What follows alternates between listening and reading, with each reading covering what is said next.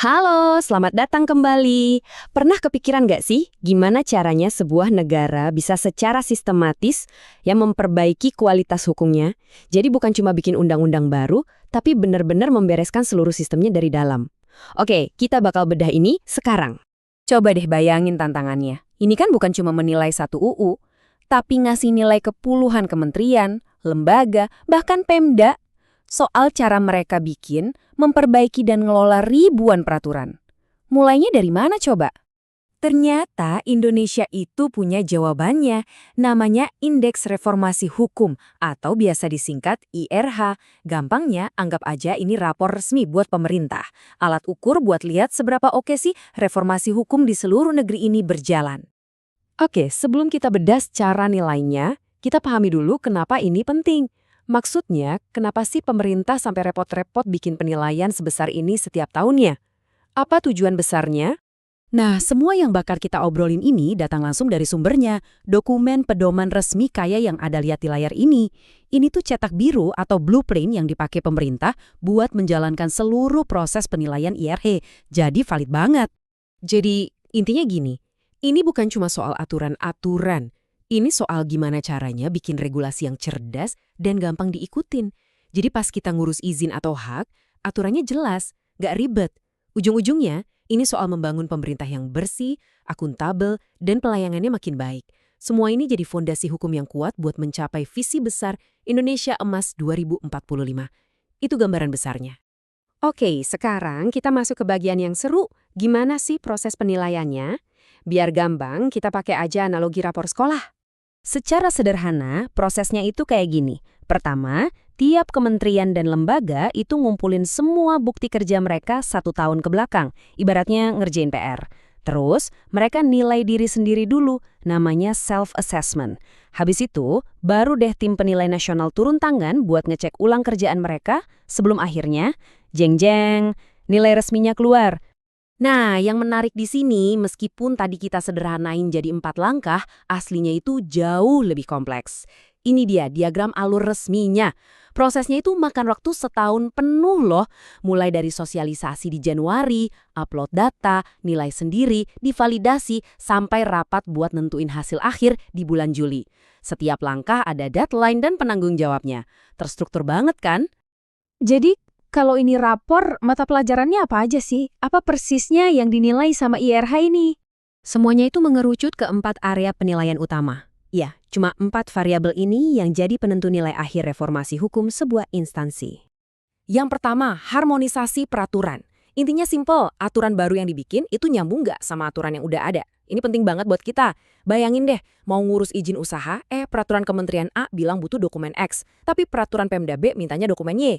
Nah, harmonisasi ini fungsinya biar hal-hal kayak gitu nggak terjadi, biar semua aturan nyanyinya senada. Kedua, kualitas orang-orangnya. Siapa sih yang nulis peraturan-peraturan ini? Mereka kompeten nggak? Dapat pelatihan yang cukup nggak? Ya kan?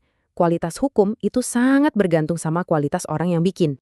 Dan ini keren banget nunjukin cara mereka ngukurnya. Ini bukan konsep di awang-awang. Mereka beneran melacak setiap perancang peraturan dalam matriks kayak gini. Dicatat jabatannya, pelatihan yang udah diikutin, sampai status akunnya di sistem nasional. Detail banget. Mata pelajaran ketiga itu soal bersih-bersih. Seberapa aktif sih sebuah instansi nge-review aturan-aturan lamanya? Mereka cari tahu nggak mana yang udah kuno, nggak efektif, atau tumpang tindih, terus diperbaiki atau dicabut. Ini penting biar kita nggak kejebak sama hukum zaman dulu yang udah nggak relevan. Dan lagi-lagi ya, ini bukan cuma soal nge-review doang. Harus ada tindak lanjutnya. Formulir kayak gini nih yang dipakai buat mastiin setiap rekomendasi hasil analisis itu beneran dikerjain. Jadi, ada bukti pertanggungjawabannya. Dan yang terakhir, transparansi. Apakah semua dokumen hukum itu dikelola dengan baik dan bisa diakses publik? Ini krusial banget. Soalnya, hukum yang disembunyiin atau susah dicari itu sama aja kayak main dengan aturan rahasia. Kalau aksesnya dibuka, pengusaha, mahasiswa, aktivis, siapa aja bisa lihat langsung dasar hukum dari tiap kebijakan. Hasil akhirnya ya kelihatan kayak gini, sebuah portal online buat publik, namanya Jaringan Dokumentasi dan Informasi Hukum Nasional atau JDIHN, tempat ribuan dokumen hukum tersedia. Nah, variabel keempat ini ngukur seberapa baik tiap instansi nyumbang data dan nyambung ke jaringan ini. Oke, setelah keempat mata pelajaran itu dinilai, terus gimana? Apa artinya nilai akhir itu? Dan yang paling penting, abis dapat nilai terus ngapain? Nah, ini dia rapornya. Persis kayak di sekolah, ada predikatnya.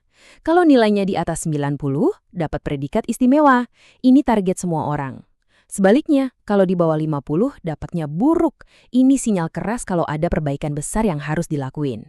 Jadi, kita bisa langsung tahu kinerjanya dalam sekejap. Tapi filosofi utamanya itu bukan buat ngejudge.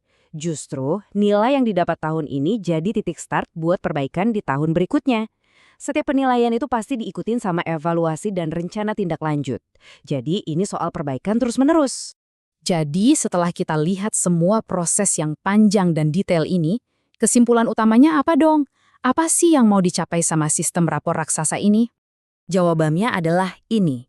IRH itu dirancang bukan sebagai ujian akhir, tapi sebagai mesin pendorong perbaikan. Sebuah siklus yang muter terus, di mana pemerintah secara sistematis nge-review kinerjanya sendiri, melakukan perbaikan, dan bertanggung jawab atas hasilnya tahun demi tahun. Nah, ini membawa kita ke satu pertanyaan penutup. 4 variabel yang ada sekarang udah komprehensif banget ya. Tapi, seandainya Anda bisa nambahin satu mata pelajaran lagi, aspek kelima apa dari reformasi hukum yang menurut Anda juga penting banget buat diukur? Sebuah pemikiran buat kita bawa pulang. Terima kasih sudah menyimak.